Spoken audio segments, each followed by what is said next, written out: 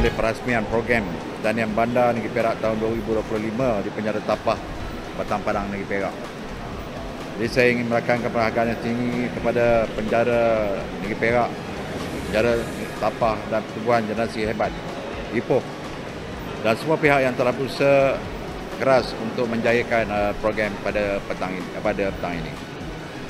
Hari ini kita bukan sekadar merasmikan satu program pertanian, tetapi lebih daripada itu sekadar kita sedang membina masa depan yang lebih terjamin untuk negeri Perak.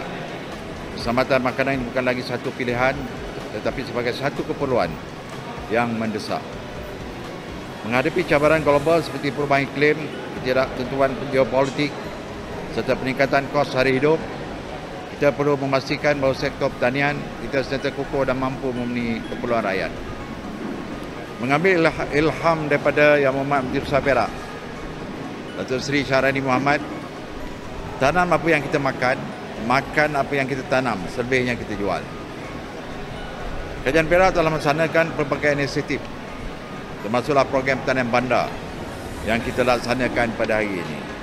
Program ini bertujuan untuk menggalakkan penyertaan aktif komuniti dalam sektor pertanian serta memberi peluang kepada mereka termasuk golongan warga emas, penghuni institusi pemulihan ataupun prospek untuk memperoleh kemahiran pertanian moden yang boleh membawa manfaat pada ekonomi dan masa depan mereka. Hari ini kita meneruskan usaha tersebut dengan memperkenalkan program Pertanian Bandar di penjara Tapah. Kerajaan negeri percaya bahawa setiap individu termasuk mereka yang sedang menjalani hukuman berhak diberikan peluang untuk memperbaiki kehidupan mereka.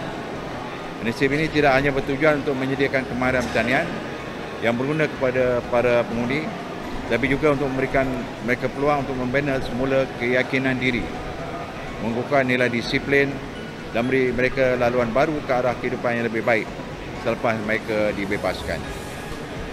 Dengan pendekatan ini, kita bukan hanya membantu mereka memperoleh kemahiran yang bermanfaat dan berpotensi pendapatan, tetapi juga berusaha mengurangkan kadar pengulangan jenayah. Dengan memberikan mereka peluang yang lebih bermakna untuk pemulihan. Program mitigasi tembikar yang dilaksanakan di penjara Tapah adalah salah satu contoh inisiatif ini, dengan projek yang dijangka siap sepenuhnya minggu hadapan. Program ini melibatkan penanaman tembikar menggunakan sistem mitigasi di tanah seluas lebih kurang 1 ekar dengan 1,500 pokok tembikar. Dengan jumlah pengundi selama 4,000 orang dan 5 ketangan, saya yakin di sini akan menjadi pemangkinlah, pencetus kepada perubahan-perubahan usaha dalam komuniti alias prospek di penjara Tapah ini.